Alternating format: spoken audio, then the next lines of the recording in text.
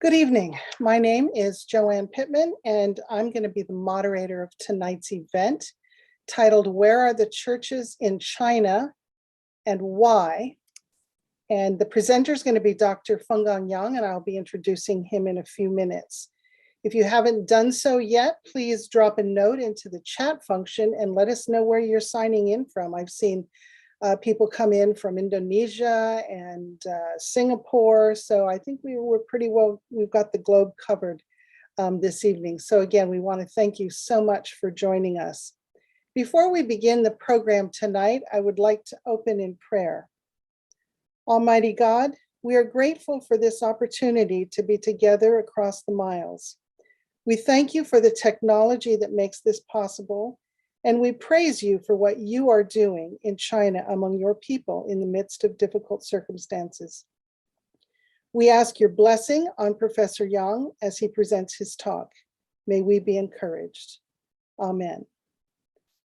Now, for those of you who are not familiar with China Source, I'd like to just give a quick introduction.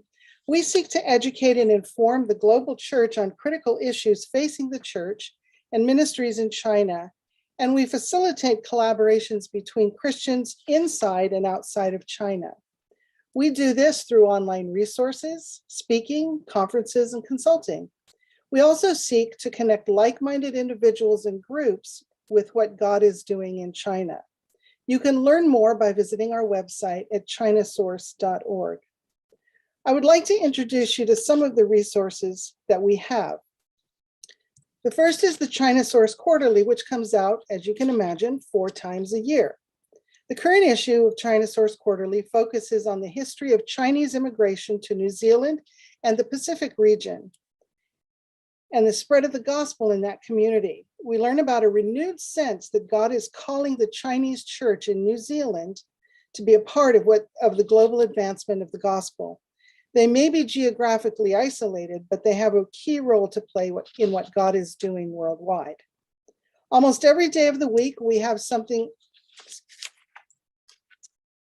on our website. Our posts on the China Source blog include writings from people who have worked in China, from Chinese Christians, and we feature testimonies and analysis of the events in China. I would like to highlight one resource that we have called ZG Briefs. And this is our Thursday post, and it's a curated list of links to news sources about China. I'm the editor of ZG Brief, which means that I scan the internet every week so that you don't have to. If you're not already a subscriber, we'd love to have you sign up. You can do so at chinasource.org. This lecture tonight is part of an ongoing series titled Exploring Christianity and Culture in China, Today and Yesterday. The series is a collaborative effort of 3 organizations: the United States China Catholic Association, China Source, and the China Academic Consortium. And the goal of this series is to explore the role of Christianity in the cultural dialogue between China and the West. We aim to do this from a number of angles. We look at both historical and contemporary developments. We take into account both Protestant and Catholic experiences, and we reflect on themes from a comparative advantage. In doing so, we hope to gain a much deeper appreciation of a dynamic process that continues to unfold.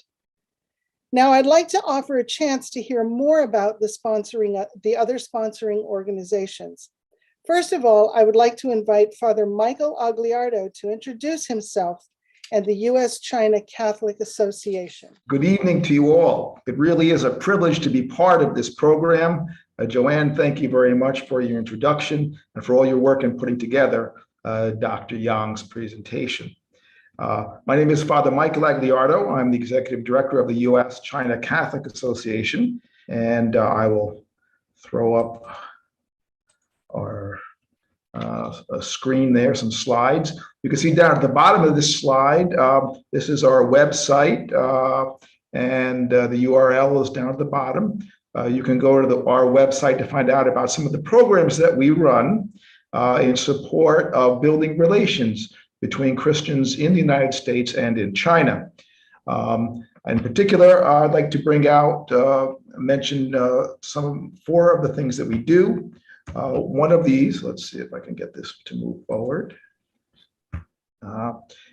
is to help Christians in the United States better understand the heritage and the contribution of Chinese Christians. For example, in the past year, we published the American edition of a photo documentary by one of China's premier photographers, Liu Nan. Over the course of 5 years, he studied and photographed Chinese Catholics in the hinterland of China. Almost every photograph in this photo essay of his speaks volumes about the heritage of these people who weave together seamlessly in their lives their Chinese heritage and their Christian faith.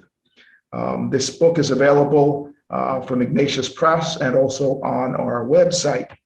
In addition, next year, I'd like to call attention to the fact that in August of 2023, we will hold our biennial conference. Next year, it will be held in Chicago. Our conference is always a wonderful opportunity for people to come together and share their experience of faith in China and of supporting one another in the journey of faith. In particular, I'll be working with Martha Chan of Educational Resources and Referrals China and Joanne Pittman of China Source, so that we Protestants and Catholics can learn from one another's experience and support one another in sharing the faith across the Pacific. On non-pandemic years, we also sponsor study tours in China. These are especially important opportunities for Christians in the United States to go to China and see firsthand the circumstances of both Protestants and Catholics in China. We haven't been able to do these for quite some time, but I think that these are important opportunities for people to overcome the prejudices and misunderstandings they have about what really is happening in China. Meanwhile, here in the United States, we have launched our Campus Engagement Initiative. This is an opportunity to welcome Chinese young people who are studying on US campuses so that they can enhance their experience of being in the United States. These people are ambassadors between cultures, and we think it's especially important that we take a proactive role in welcoming them during their time in the United States. And I'd like to thank you again for being able to participate in this event. Thank you, Father Michael, for that great overview of the work that you do at the USCCA. Now I'd like to call on Martha Chan, who's the president of ERR China and heads up also the China Academic Consortium. So Martha, if you could turn on your video for us. Anyway, I'm Martha Chan. I'm the founding president of Educational Resources Referrals China, that is ERR China. We started 36 years ago, and then mainly as placing Christian teachers in the leading universities in China. But I believe all you know that the current China situation, there's very few foreign teachers remaining in China. For us, we actually only have 4 teachers right now in China. So that's why our board has shifting our focus of our ministry to a China Academic Consortium. This consortium actually started about 25 years ago. When Peking University started their first religious studies program in 1996. And then, so this is ERRC China's academic arm. And I think now, we basically just rebroomed, focusing on ministry in this China Academic Consortium. And then our mission actually have a twofold. One is to nurture and equip mainland China Christian scholars. And the second mission is to enhance the understanding in the West of the Christianity in China. And then under these 2 missions, and then we have a different kind of programs. So when our programs for nurturing Chinese scholars, we have a monthly lectures and forum is all being done through Zoom. And then we have academic professors, Western professors doing the mentorship to the Chinese young scholars. And then we also sponsoring translation and the publications. One of the books we translate into Chinese is the Dr. Dong Thorson's book, Exploration of the Christian Theology. And then another thing, so we gathered all the North American Chinese Christian theologians. We have the Chinese Evangelical Theological Society's annual colloquium. And that's really gathered many of the scholars in presenting the perspective of the Chinese theology. The last thing that we do, that is actually very heavy in our part, it is we're in the process of doing the research project of the formation of the House Church of Theology. So all this, what we do is trying to, empower the Chinese scholars in the basis for the church in China. Okay, but then the other side of our mission is basically in North America. We try to enhance the China West understanding. And one thing we do annually is a Chinese Worldview seminar, which is 3 weekends. We just finished. We have invited 10 Chinese special scholars and then give the 18 different lectures. And so it's a very enriched program. And then this is a seminar, can get 2 credits from Denver Seminary. Another thing is what we do is joining with China Source and the U.S.-China Catholic Association to sponsor this public speakers series. Later we're introducing for November is going to be the CEC's sponsorship for the lectures in November. Another thing that we do is we have the book club encouraging the Western Christians to read more books about China. And I'm so glad that Joanne Pittman is willing to be one of the book club leader. And right now we are reading this book called The Wild Swans. Very interesting story, but I help you to learn a lot of the contemporary Chinese history. And then last thing that we do is we have this annual CEC members meeting is always held in the first weekend of March. We've been doing this for years. And so welcome those of you who want to join as a CEC member, and then we can meet once a year. So finally, I think, I'm not sure whether this is time, but I want to mention that in November, CEC is going to sponsor the fall public lecture. The speaker is going to be Dr. Richard Cook. The title is going to be Out of the Dark Shadows into the Light of the Global Stage. He's going to mainly talking about the Protestant church in China after 1979. And then this is going to be a hybrid. It's going to be in Berkeley, in the First Presbyterian Church in November 13th. And then this is the same kind of lecture is going to be repeated in ETS and also AAR. So hopefully that all of you will be able to join with us that time. Thank you very much, Joanne. Thank you, Martha. That's wonderful to hear all the great work that you folks are doing. Now it is my privilege to introduce our speaker, Professor Yang. I'm from China, still call him Yang Fenggang. Professor Yang, let me give a brief introduction. He's originally from China. He earned a BA from Hebei Normal University in 1982 and an MA in philosophy from Nankai University in 1987.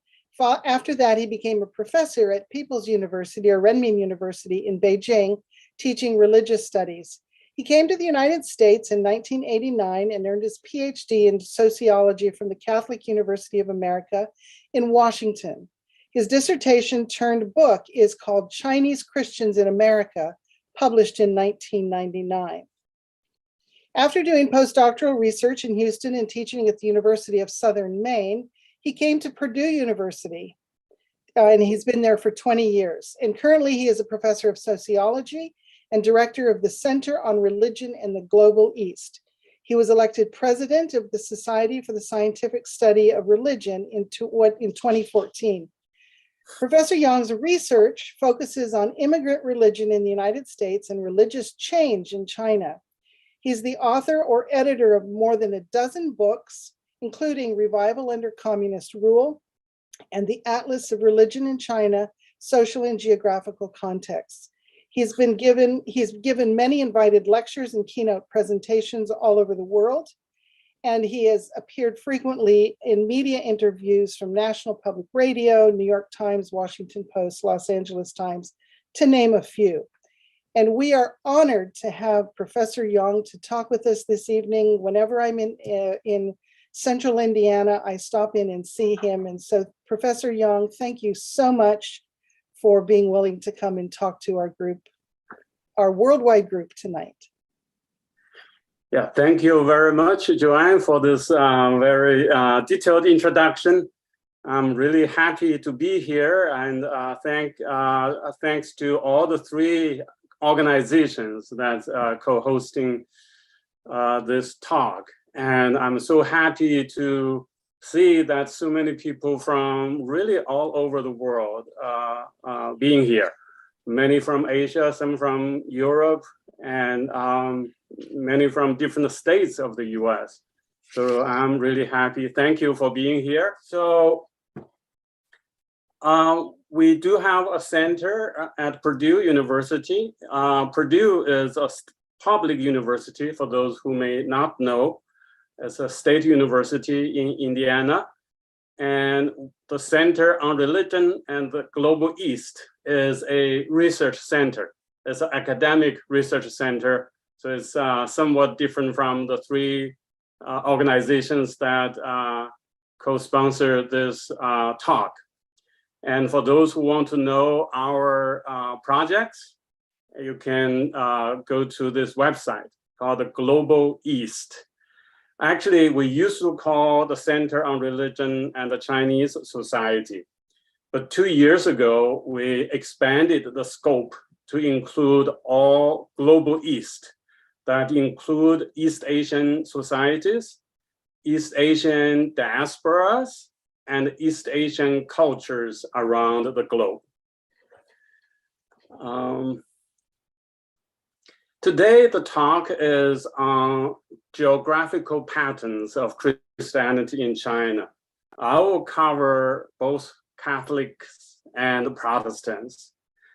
For Catholics, I will introduce you to some, showing you some maps that show that there's at least one Catholic church in every province of China, or the province or provincial level municipalities and autonomous regions. And the Catholic churches are concentrated in northwest of China and the southeast of China. And in one province, Catholicism is the predominant religion. I'll explain the meaning of it. For Protestant churches, I will show you that it is very widely spread throughout China. And the concentration is really in central China and also the northeast, all over the east, along the coast, all the way to northeast. And Protestantism is the predominant religion in 10 provinces in China. And also, I wonder whether we can call that there's a westward trail of churches from the east to the west. And of course, along the way, I will try to answer the question, why? Why is this patterns of church distribution or church development? For Catholicism, I will mention the Matteo Ricci heritage and the John Paul II legacy. For Protestantism, many of the churches may be able to trace back to the missions at the coastal ports along the southeast coast, and then the China Inland Mission. But what's more important is to understand many of the churches in China today have been developed in the Reform era. And in the Reform era, there's a change from rural to urban areas. And I would also mention the Back to Jerusalem movements. if we have time, we can do some sociological exploration. And particularly, I want to mention the strengths of weak organizations in the Chinese context, and also the advantage of margins in this context. My talk this evening today is anchored in these two books, as already mentioned by Joanne. One is published 10 years ago by Oxford University Press, Religion in China, Survival and Revival Under Communist Rule. It offers a theoretical explanation about how could religion survive and revive under communist rule. And the other book was published 4 years ago, is the Atlas of Religion. That include many beautiful maps and photos and charts. I think for those who haven't read the books, and you are encouraged to look at the book. Now this book is not only published in English, but has been translated into some other languages. It has been published in Korea, in Korean, and in Italian, in Chinese, in Taiwan. And this year is going to be published in Russian as well. Except the Chinese version, the other versions were really initiated by scholars of those languages. They must find this book is helpful for them to understand religion or religious change in contemporary China. So it's likely that you would encounter people who mention the vocabularies or the terms used in this book. And there's also a book in Japan that translated a key chapter or key article of my book and included in this edited volume. The key idea is that in the last several decades, some social scientists of religion have applied some economic terms to understand religious change. And because religion is just like other economy, you have the supply, you have the demand. And there's a balance of supply and the demand.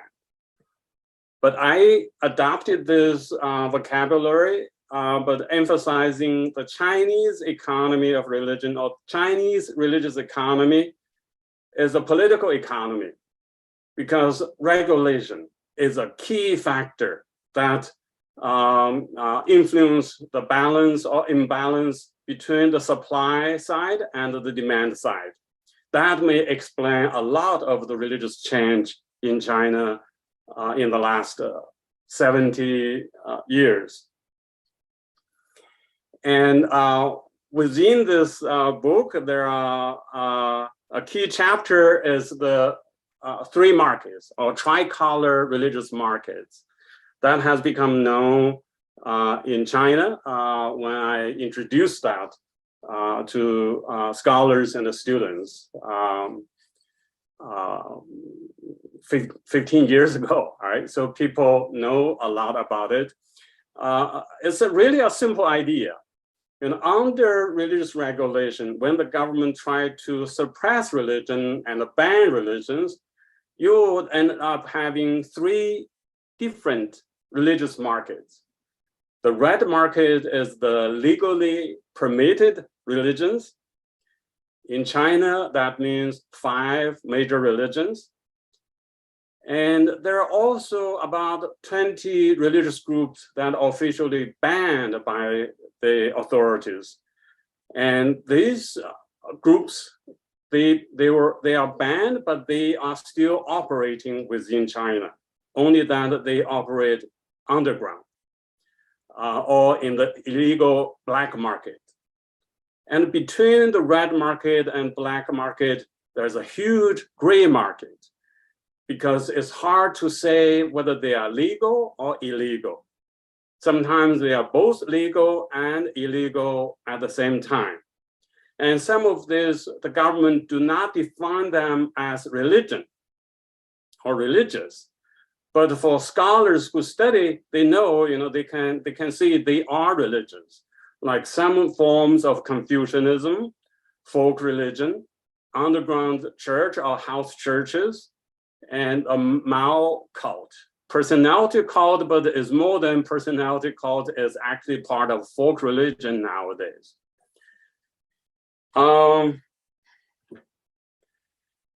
So based on this theoretical framework, and we find there's a special data available provided by the Bureau of Statistics of China. In 2004, China conducted an economic census that include all the companies, all the work units that has economic activities. Interestingly, it included the religious organizations.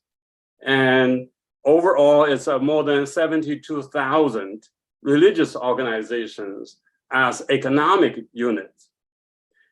And this is really for social scientists, finding this economic census that include religious venues, religious sites, is one of the most exciting moments, because we always look for data. And this is a very comprehensive data from all over China, and it's the largest data of religious sites available. And we checked it carefully and make sure that these are good data.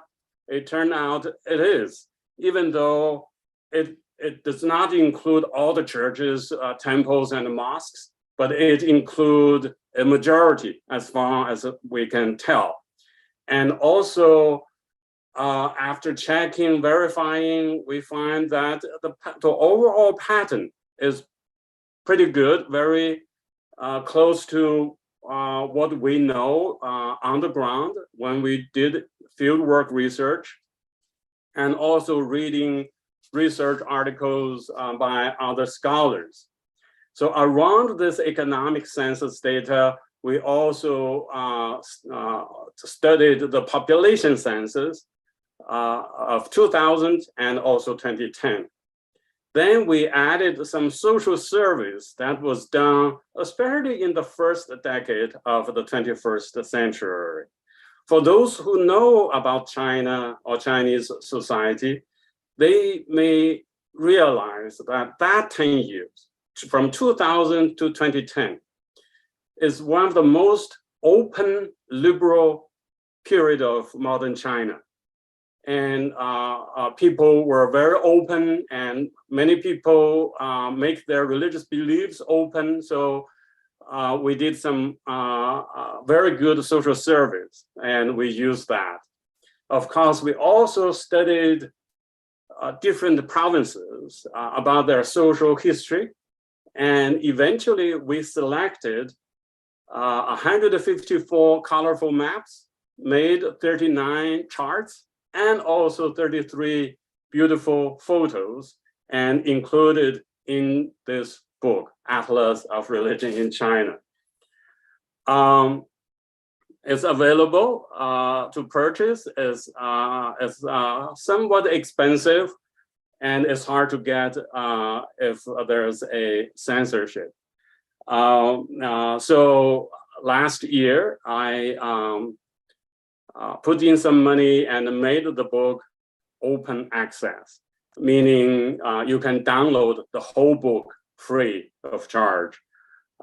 You can go to this website to have it. Of course, for those outside China, maybe it's good to hold a hard copy with really high quality printing by Braille. All right, so this is the first map we show in the atlas. This is, if you see the little places in China, the borders are really counties. In China, there are 31 provinces or municipalities or autonomous regions, not counting Hong Kong or Macau.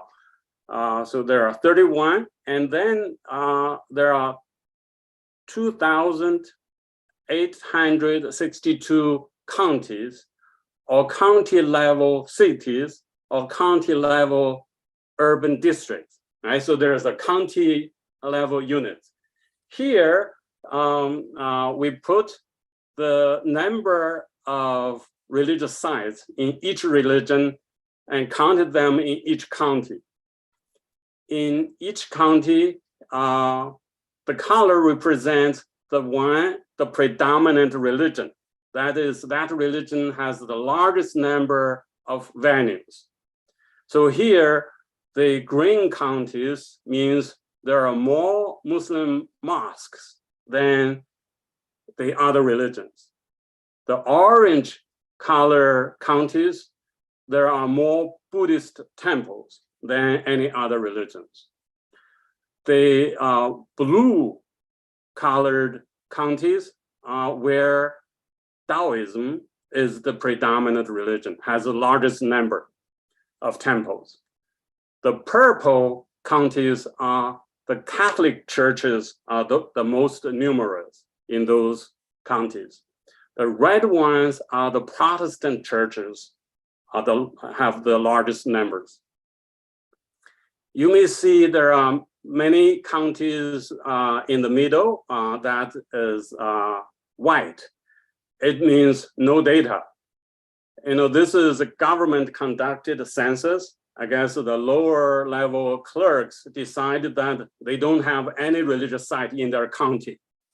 Of course, this is hard to believe, but it could be understood as some people don't regard there's any religious site that's can be considered economic unit. That is, they may not have employees, they may not have the purchasing and selling stuff.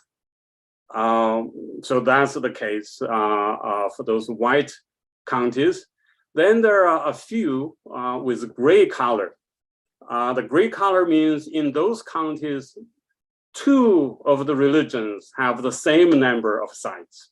So you cannot say which one religion is predominant. Also on this map, I want to mention for those, in Chinese geography, people know there's a interesting line.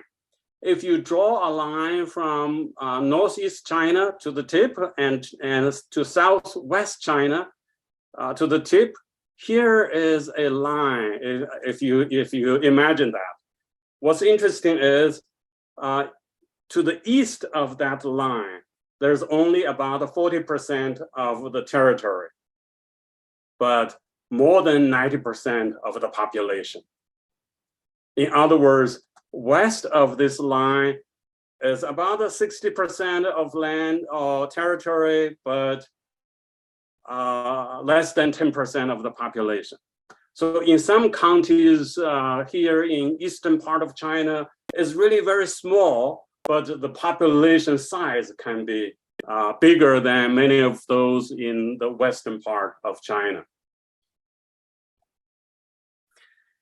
Talking about the predominant religion, of course, we know in every county, the dominant, not only predominant, but both the predominant and the dominant organization is the Chinese Communist Party. So we have to, because over 92 million Communist Party members are required to declare that they are atheist. So they cannot believe in any religion, are not allowed to, even though many do. All right, so now let's move to talk about the Catholics. Purple dots. Each dot represents a church that is in the 2004 economic census. And as you can see, the Catholic churches are concentrated along the coast between Guangzhou and Shanghai. Right? So from Guangdong to Fujian to Zhejiang to Jiangsu province. Right? So there's a lot of those. And then we also see some concentration in Hebei, in Shanxi, and in Shanxi province. And before talking about those, I also mentioned there's a one church in Tibet. In the very eastern end, border with Yunnan, there's a called Yanjing Catholic Church. It is actually got reported in tourism or other sites a lot. You can actually find their photos on the internet. So in Tibet, there's one Catholic church, officially allowed church. And then why are there so many churches along the East Coast and in North China, Hubei, Hebei, Shanxi, and then northwest China, that's Shanxi, is considered part of northwest, even though geographically is like in the center. This is more like a Denver in the US. Even though it's in the geographical center, it's considered part of the much west, and not even Midwest. Indiana is in Midwest. All right, so I think the coastal areas, that's not hard to understand because it's really the port cities along the southeast coast were opened after Opium War, so that many churches were planted there. But the other ones actually going back much earlier, 400 years ago. And here is what I call the Matteo Ricci heritage. Matteo Ricci arrived in Macau in 1582. 1582, he arrived in Macau. Very soon he got to Guangdong. So he spent some time in Guangzhou, in Zhaoqing, in Shaozhou, then in Nanchang of Jiangxi, then to Nanjing in Jiangsu. Eventually, he reached Beijing. The first time he got to Beijing, couldn't stay, but a few years later, in 1601, he arrived in Beijing and got permission to stay in Beijing. Then along the way, when he traveled northward, and he planted churches in each of the places. Then in Beijing for 10 years, before he died in 1611, he converted about 300 people. Most of them were government officials or literati scholars who seek to become officials. And those 300 people, many of them come from around Beijing, and so they introduced Ricci to the surrounding areas in Hebei Province. And after Ricci's death in 1611, other missionaries, especially the Jesuits, and carried on the missions. And that's the case, for example, in Shanxi province. Shanxi, not Shanxi. Shanxi is west of Hebei province. In Shanxi province is in the year 1620, a Beijing official from Shanxi, and his name is Han Lin. He was influenced by Xu Guangqi, and Xu Guangqi was really converted by Matteo Ricci. And influenced by Xu Guangqi, this Han Lin from Shanxi was baptized together with another scholar from Shanxi. And in the same year, these two men took a missionary to their hometown in Shanxi province, in Jiangzhou, in southern Shanxi, and baptized 16 family members. That's the beginning of the church in Shanxi province. And about 10 years later, another missionary from that place took Catholicism to Taiyuan, the capital of Shanxi province. And eventually Taiyuan became a very large diocese.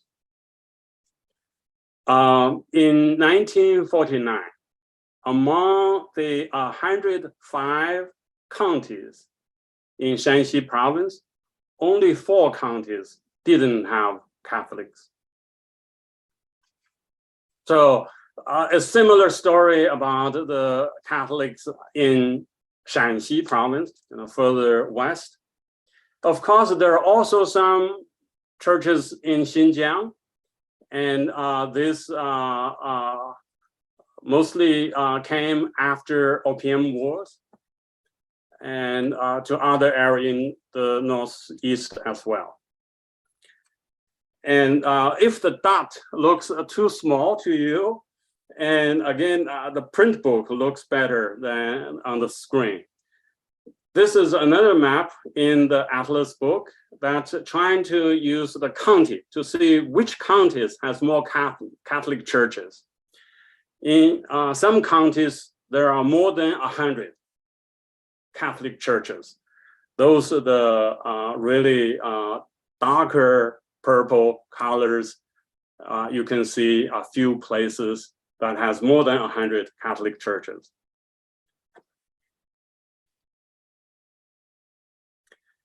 Let's zero in Hebei province. This is the topography of Hebei province is in the North China plains. I'm from Hebei, so this is my home province. Here, here is Beijing and here's Tianjin. They are separate municipalities. So Hebei province exclude Beijing and Tianjin. Although I spent many years in Hebei, 3 years in Tianjin, and almost 2 years in Beijing before I came to the US. In Hebei province, and the biggest or the major demographic change, I could say, is that the population aging fast. In census 2000, there are still many young people in proportion of the population in each county, but by 2010, many counties have much lower proportion of people who are between the age of 15 to 34. Oh, by the way, to the east, this is Bohai, it's the sea, the ocean. Here are the religious sites in Hebei province. Again, the color remain the same. The green dots are mosques. The purple dots are Catholic churches. Red dots are Protestants. Orange ones are Buddhist temples. Blue ones are Taoist temples. Here you can see there's quite a lot of Catholic churches in Hangzhou, that's my hometown area, and also southern part of Hebei, in Handan, in Xingtai, and in northwest of Hebei, in Shijiazhuang, in Jiangjiakou. This is outside the Great Wall. But actually, there are also many churches in Baoding, in Shijiazhuang. But this 2004 census did not include many churches in that part of Hebei province.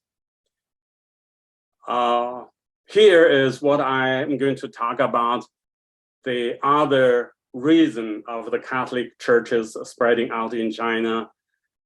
That is the John Paul II legacy. The John Paul II legacy has two aspects. One is that John Paul II was the Pope between 1878 and 2005. He was canonized as a saint in 2014, for those who may know. And he is one of the most beloved popes in history. He's from Poland, and his visit to Poland in 1979 really sparked the formation of the Solidarity movement in the following year in Poland. And that really set things in motion that eventually led to the crumbling of the Soviet Empire. John Paul II, he supported the underground Catholic Church firmly. So that's one aspect. I will mention some examples. The second aspect of the legacy is, even though the total number of Catholics in China is less than 1% of the population, but the Catholic Church is perceived as one of the biggest threats to the communist rule. You could see that's exaggerated challenge or danger, but that is commonly heard from government officials. So about this legacy of John Paul II, actually, we can go back even earlier. In Shanghai Diocese, in 1950, Gong Pingmei was made the Bishop of Shanghai, in addition to the Diocese of Suzhou and Diocese of Nanjing. Following the order of the Pope, at that time, Chinese bishops refused to cooperate with the communists. That's from the Vatican. And so the bishops did not cooperate. This Bishop Kong in Shanghai, and after a few years of struggle in 1955, he was jailed. And he was not released until, it's 1988. From 1955 to 1988, he was jailed for more than 30 years, 33 years.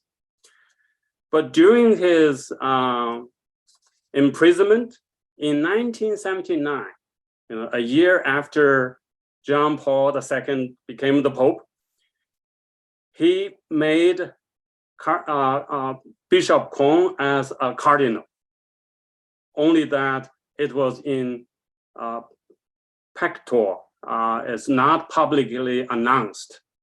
Not announced until 1991, after Cardinal Kong was released from China. Eventually, Cardinal Kong moved to the US and died in the year 2000. And the Cardinal Kong legacy left Shanghai. The Bishop of Shanghai was appointed bishop in 2012, Ma Daqing. What's interesting is that he tried to follow Cardinal Kong and others to be loyal to the Vatican. So at the mass that installed him as bishop, he announced that he would no longer working at the China Patriotic Association. Because of that, immediately after the mass, he was taken away from the public.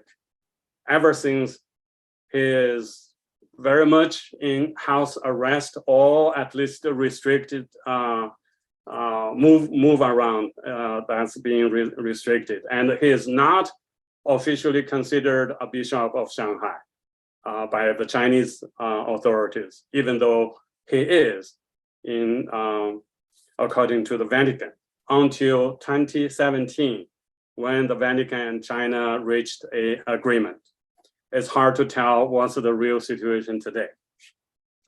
Well, now let's move back to Hebei.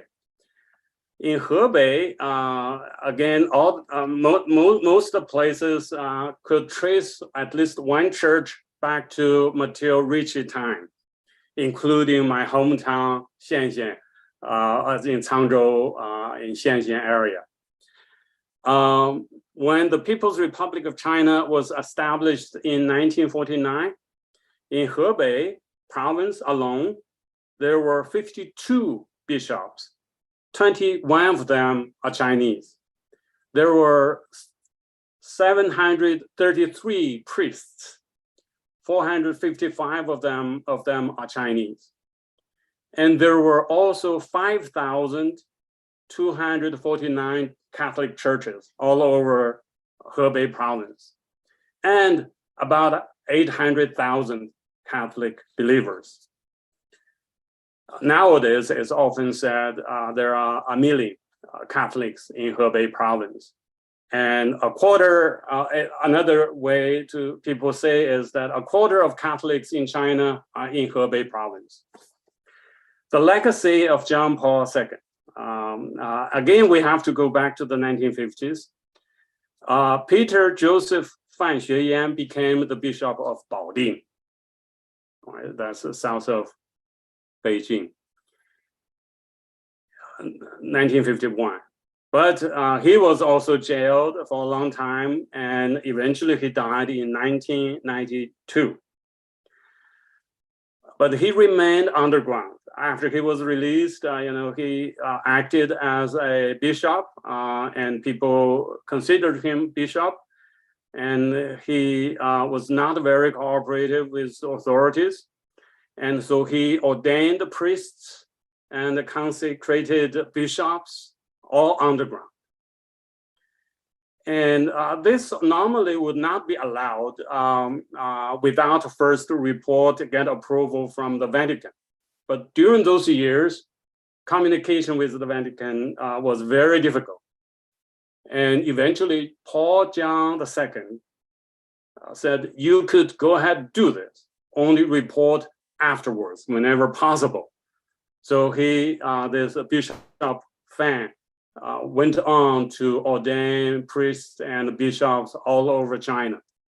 In fact, in 1989, in November, the underground bishops had a bishops' conference in Shanxi province, and they elected Bishop Fan as the president of China's Catholic bishops. Of course, this is underground bishops' conference.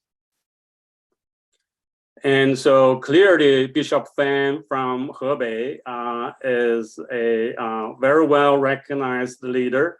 So that's perhaps related to the spread of Catholicism in Baoding and in Hebei and in other provinces as well. Only that this data did not show that. Even though it didn't show that many churches in Baoding, the total number of Catholic churches in the 2004 census is still larger than other religions. So in Hebei province, Catholicism can be said the predominant religion in the official church. So this pie chart shows that clearly. Now move to the Protestants. This is the map of Protestant churches. Again, these are only officially approved churches.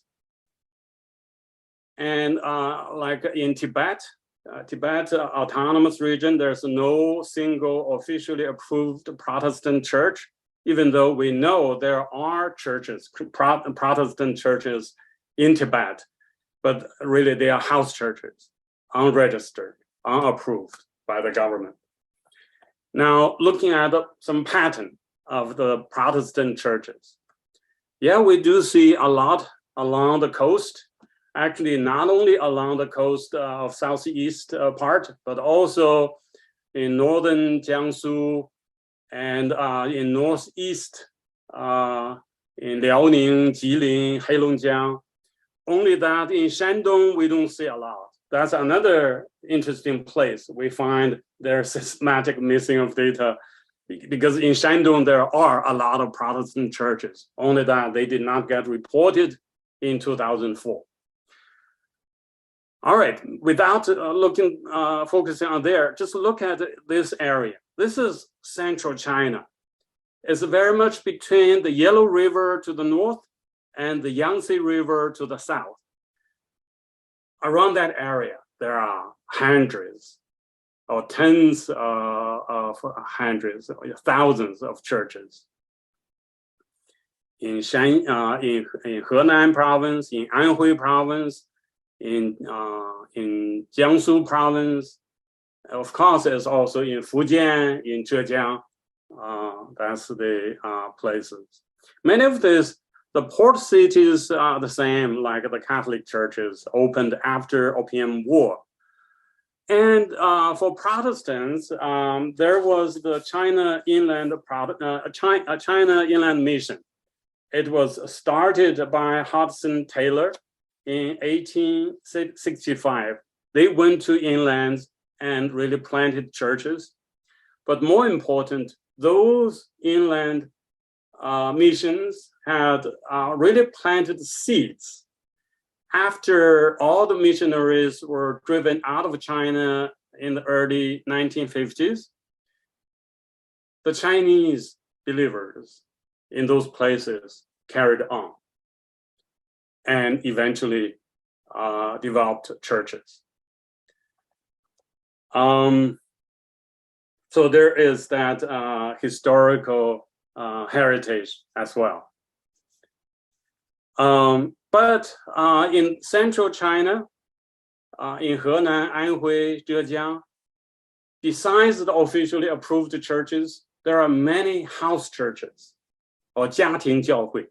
They are not necessarily meeting in people's homes, small numbers. Sometimes they become large congregations, 100 people, 200 people, even more. Actually, there are 5 house church networks. They are very much denominations with tens of thousands or even millions of believers in each of the systems or the networks. And when they were chased by police locally, they sent off evangelistic mission teams to the border regions, like to Yunnan, to Heilongjiang, to Xinjiang, just the faraway places, and they planted churches. So in the Reform era, many of the churches really planted by Chinese Christians, and a lot from the house churches. Many of the house churches do turn to officially registered churches, join the Three Self-Patriotic Movement Committee, but they can trace their roots to house churches. Here is another view to see in which counties you would have more Protestant churches. There are some counties with more than 100 Protestant churches. Again, in this area, but also Xinjiang and also Northeast, the counties near Korea, and there are some ethnic Koreans who are Chinese citizens, and there are many churches there. And Wenzhou people, they do business all over China, and in Wenzhou, there are many Christians, and they also take Christianity all over China. So let's focus on Zhejiang a little bit. So this is Zhejiang province. Here is Shanghai. The biggest demographic change between 2000 and 2010, I would say, is migration, immigrants from other provinces. So by 2010, many counties in Zhejiang has about 30% of the residents are from other provinces, because Zhejiang really developed very fast. So this is demographic. Then here are the religious sites. Some of you may have heard that Wenzhou as China's Jerusalem because of the concentration of Christian churches, Protestant churches. It's true, there are many Protestant churches in Wenzhou.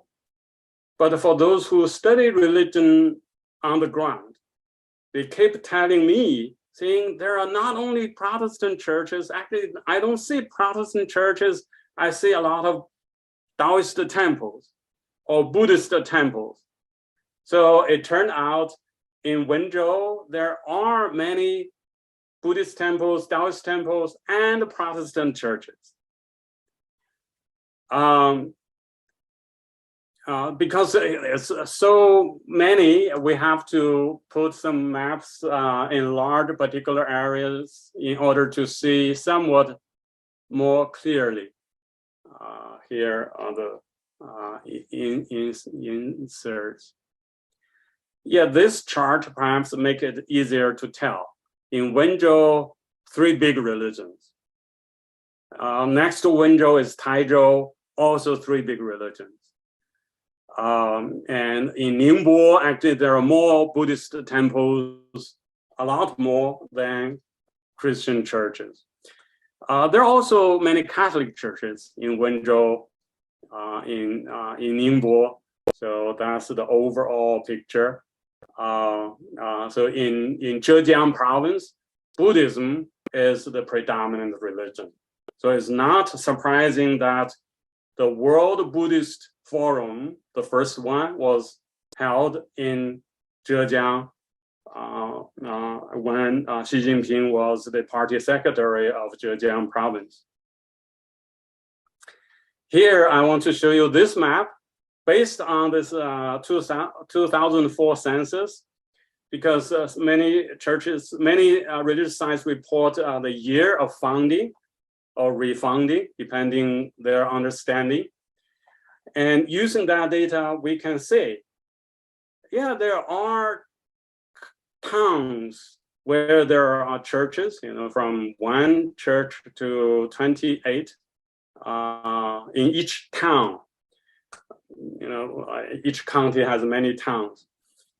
So a few churches trace back to before the PRC.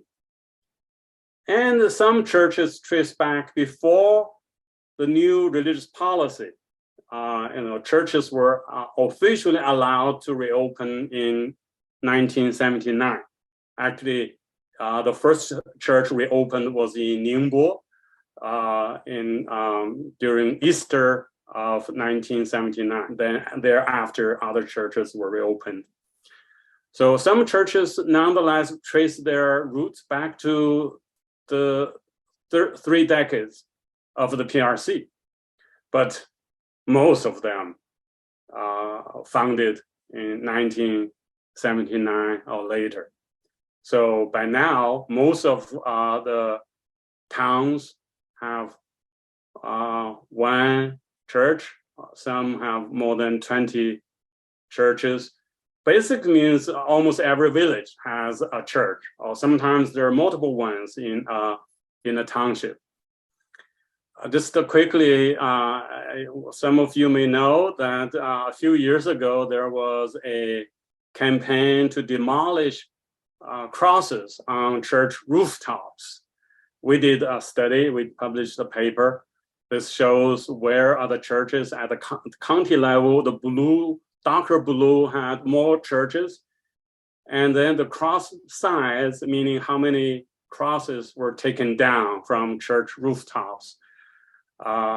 This is the overall situation. Another way to look at churches, we try to make it more look better. This kind of a 3D.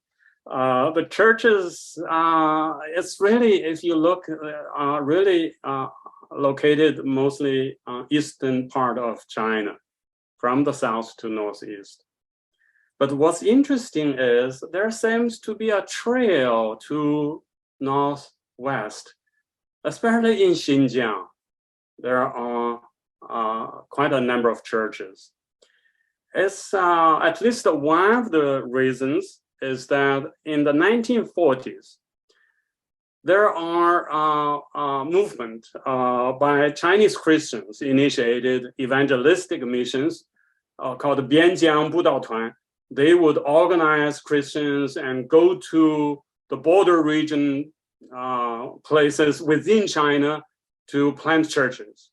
Some of them in Shandong and in Jiangsu, in Zhejiang, they said, we need to take the gospel back to Jerusalem to close the circle of evangelizing the world. So motivated by that, they send missionaries to this part of Xinjiang with the goal of reaching Jerusalem and planting churches along the way. Only that when they reached Yili, the westmost place, they were stopped by the communist authorities in the new China. But this movement reconnected in the 1980s, especially with house churches. House church networks started in Henan and Anhui. And a few years ago, when the One Belt, One Road initiative was announced by Xi Jinping, actually many Christians were excited. They feel they now could resume their effort of taking the gospel back to Jerusalem along the Silk Road. Only that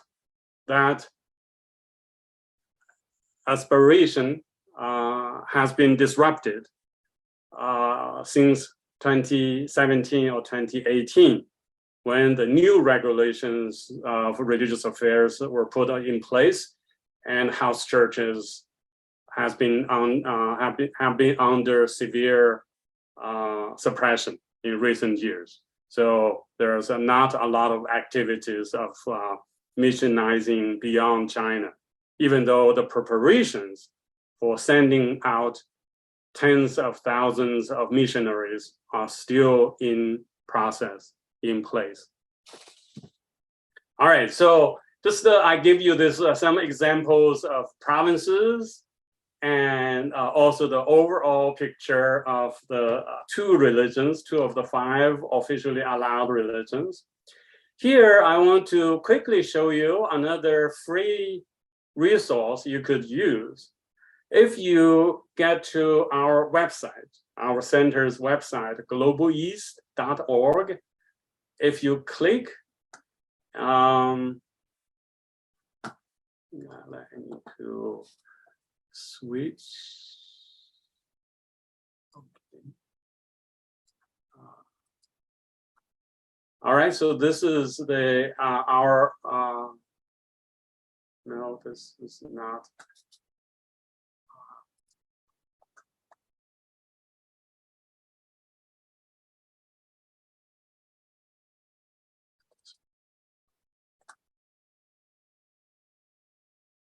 All right, so now you see this website of Center on Religion and the Global East. Here, the first one on the left is called OSAGE. If you click, it goes to called Online Spiritual Atlas of the Global East. We have mapped religions in China and Korea. We are doing that in Hong Kong and Japan, and later adding more. So if you just go to China, here I want to just show you what you can. There are a lot you can do with this map, as you can access. And so these are the 5 religions. There are sites all over China. The colors remain the same. Here, I want to make this easy to say, to tell. This one shows Again, Catholicism is the predominant religion in one province, that's Hebei Province, and Protestants are the predominant religion in 10 provinces, but there are also a lot with Buddhism or Islam as the predominant religion at the provincial level. You can also go to the prefecture level. Prefectures in China are between province and a county, because in China, already counties in China tend to be larger than counties in the US. But still, the provinces are too big to manage. So they break down the counties, group them into prefectures. So in effect, the prefectures is another level of government in China. So this is the predominant religion at the prefecture level. That changes view from the provincial one. And then, of course, this is the one published in the Atlas book. Sometimes reading the data takes a while because of the internet speed, but eventually it will show. This is the one we publish in the book, but the book can only publish a very limited number of maps. So this online map, you can do a lot in other ways, like just look at Catholics in each county, overall number of Catholic churches, or at the prefecture level, what's the Protestant churches, right? And we also have story maps, using some photos and a map to tell a story. What Father Michael showed, the photographer did some visual essays. That's the kind of thing we also have some if you go there. But for the reason of time, I may just skip that. Hope you will explore our website. Get back to my slides. Quickly, one more thing to mention. In my book, Religion in China, I actually have 3 theories: oligopoly, shortage of supply, and the tricolor markets. Only really used the last theory to explain the geographical distribution of religions of Christianity in China.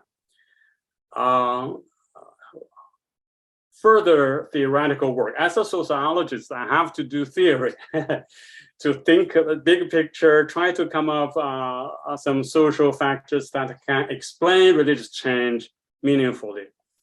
One thing is, in 1949, according to some reports, there were 3 million Catholics and 1 million Protestants back in 1949. By 1980, when the reform era started, there are 3 million Catholics and 3 million Protestants, according to official report. That is, Protestants caught up. Nowadays, there are maybe about 10 million Catholics, between 9 to 12 million, depending on the estimates from different sources.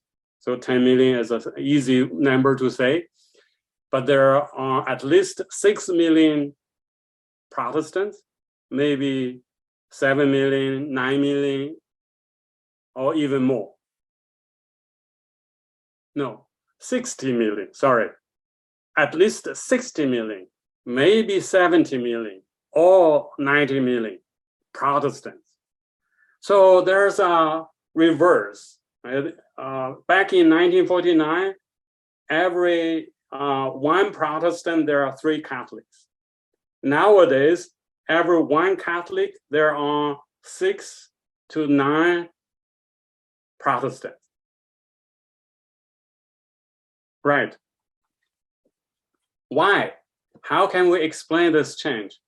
Actually, in classic sociology, there's a theory called the strength of weak ties. If you want to find a job in the US, weak ties, weak networks often work more effectively than close ties, strong bonds. I'm thinking that there's a strength of weak organizations under heavy regulation. During the Cultural Revolution, why Protestants tripled, even though there was not a single church open for the Chinese? It's because Protestants were more flexible and everyone can be an evangelist. You can convert people, baptize people, then form house church secret meeting groups. Actually, I would say folk religion was the strongest during the Cultural Revolution because there was almost no organization. So it's very hard for the authorities to control this spread. So folk religion thrived during the Cultural Revolution and after the Cultural Revolution during the Reform era. Because the weak organization has strength. The Catholic Church is a strong organization, but become weak in that way. Another aspect I want to bring up is the advantage of margins. Being at the margin is bad, but being on the margin in China can be good for the religions. We did a paper to show the border region phenomena. This border region, particularly we refer to provincial borders. Here on the map marked both the borders between provinces, also the intersections when 3 or 4 provinces connect. What do you think about where do people start churches? Are churches more likely to be started close to the borders or close to the center of the province? Very often that's the capital or the major city. It's interestingly, we had this hypothesis and then did some modeling, tested, and find that the distance to the provincial border and the distance to the border intersection are statistically significant after controlling other factors. And of course, I do not expect all of you understand this statistics or the modeling, but here is a visual presentation of that. The red line meaning, and also the year, right? When did you start the church? And it shows that the red line, that's the ones closer to provincial borders or border intersections. They are more likely start churches in the border regions, more likely than those in the center of the province. So basically, statistically, it shows it's a significant. So border region, for those who study Chinese modern China society, you may understand border region actually is a concept used by the Chinese Communist Party. And during World War II, especially after World War II, between the fights between the communists and the Kuomintang, the Communist Party organized their troops and administrative units using border regions. So there's a Shanganning Bianqu, Shanganning, the 3 provinces intersection area, Jinchaji Bianqu, so Hebei Province, Shanxi Province, and Chahar, and that border regions are those border regions where the Communist Party managed to grow. Actually, it has been the historical pattern. Resistant forces start at the margins, at the border region. And the same is true for Christian churches, but only in the early years. Closing to 2000, the difference becomes less significant. Actually, there are more urban churches started later on. Or the house church movement, even though it started in the rural areas of Henan, Anhui, and Jiangsu, Zhejiang, but many became urban churches. They started urban congregations. And also after 1990, the cultural Christian phenomena attracted many urban residents to convert to Christianity and forming large house church congregations. So I think I have spent quite a good amount of time. Let me quickly summarize.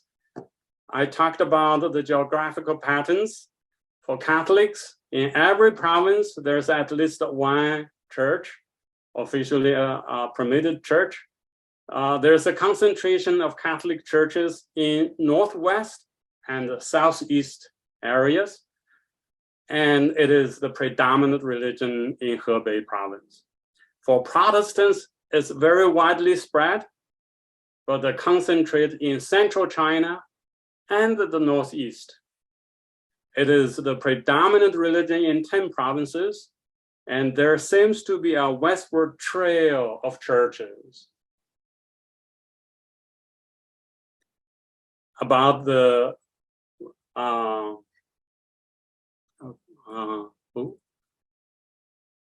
where the Y, the other slide is skipped. We talked about the Matteo Ricci heritage. Many of the Catholic churches could trace back 400 years ago, about 400 years ago. And another set on the East Coast, after Opium War, China opened ports. Also talked about the legacy of John Paul II. Underground Catholics have been very resistant to cooperate with the Communist Party. To some degree, we may say Pope Francis has really inherited the Matteo Ricci heritage, trying really hard to reach agreement with the Communist Party. But the other force, the John Paul II legacy, persists. So there are many in resistance. And nowadays, perhaps the best known is Cardinal Zen in Hong Kong. He just refused to compromise. It becomes a difficulty to handle both by the Vatican and by the Chinese Communist Party.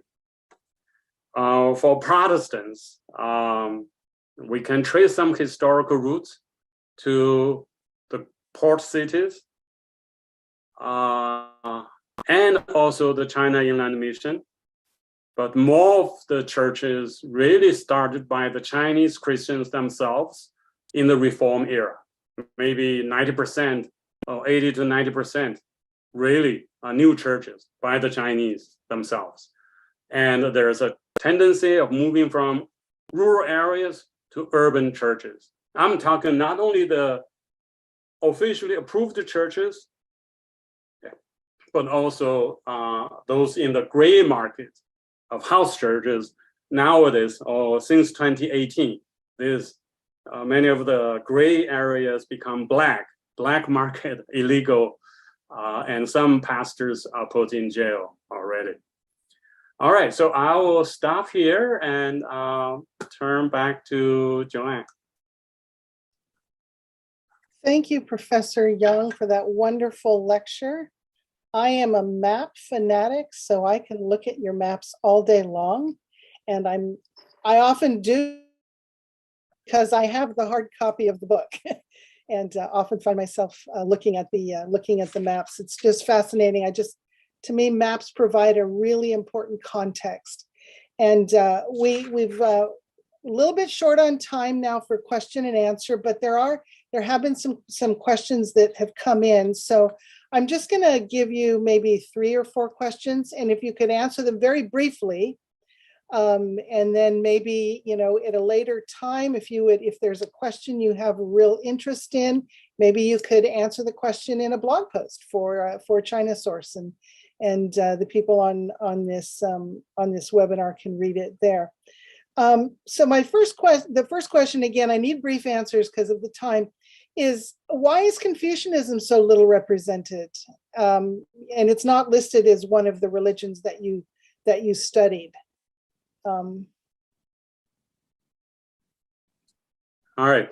Yeah, actually, in the book, in the first part of overview, nationwide, we do include Confucianism. We have a map of Confucian temples and Confucian schools that are active today. Only that it's true, there are not that many, because the Chinese Communist Party never considered Confucianism as a religion. It's not defined as a religion, even though in recent years, actually since 2000, there has been revivals of Confucianism. Some scholars and leaders try to advocate for the Chinese government to recognize Confucianism as a religion. So far, it has not been successful. At the same time, many Confucian temples, historical ones, it used to be in every city, right? Every county seat would have a Confucius temple. Those temples have reopened for ceremonies, for activities, for teaching kids, for promoting Confucian values. So it is mapped, and we did document something like some activities by the Confucian advocates. Will Confucianism ever become officially recognized as a religion? I tend to think no. Okay. So it's in that gray market that you talked about at the beginning, right? Yes. Now the research that you did and all of the maps are based on the official statistics produced by the government of the officially sanctioned Catholic and Protestant churches, and then the other religions as well. How is it possible to track and know the numbers of the house church, the Protestant house church movement? Is there any way to, or is that just all guess because there's nothing official, there's nothing written down? Because house churches, by definition, is more flexible and changing all the time. No, actually, I would say call them house church is actually not really accurate, because in Chinese it's a 家庭教会. The emphasis is the family. Right. People meet like a family, but they can move around different people's houses and all move to the office buildings rather than little houses. So because of this, it's very hard to pinpoint the locations of house churches, except those large congregations that emerged in the mid 2000s, 2005, 2006, you begin to see those large congregations in major cities. That's one thing. So it's hard to nail down. And also, no one can really count the actual house churches. And because most of them are independent congregations. Everyone is independent from the others. For those within networks, you can have approximate counts, right? How many gathering places. So some of the networks or denominations do have their own numbers, but even those numbers tend to be rough estimates. That's also sometimes the controversy. Some leaders tend to perhaps say the larger numbers or at the peak, but other people say, I don't see that many. That's why you're exaggerating. Mhm. The third thing is the house churches also include some of the heretical groups. Some of this, like in the black market, what officially banned, those banned groups are in the black market. Revealing their location can put them in danger. Mhm. And some of those in the black market are actually overseas Chinese or other Christians do think they are very much Orthodox Christian, only that they do some things in a very different way. But within the black market, there are quite some groups who are not really Christian anymore. It's a Christianity-inspired new religious movement. Okay. So yeah, they cannot be mapped. Yeah, in other words, all you can get is a describe. rough estimate. Yeah, it's really Yeah. rough. Well, Professor- Someone did some estimates of the total number of house church believers in each county. There are people made the estimates. I think Asian Harvest did that. Mhm. And also the World Religion Database has some estimates, only those rough estimates. Right, right. Professor Yang, we do have some other questions, but I think because of time, we're going to stop here. So again, just want to remind you that this is this lecture series has been co-sponsored by these different organizations and by China Source, the USCCA, and the China Academic Consortium. And I want to thank again Father Michael and Martha Chan for their participation in this. And one last thing before we go from China Source, I'm using this time to call for photos. If you go to our website, we have lots of articles and we have lots of need for photos. So if you have photographs of churches or church-related activities in China that you would be willing to share with us, please send an email to publications@chinasource.org, and our content manager, Narcy, can talk to you about that.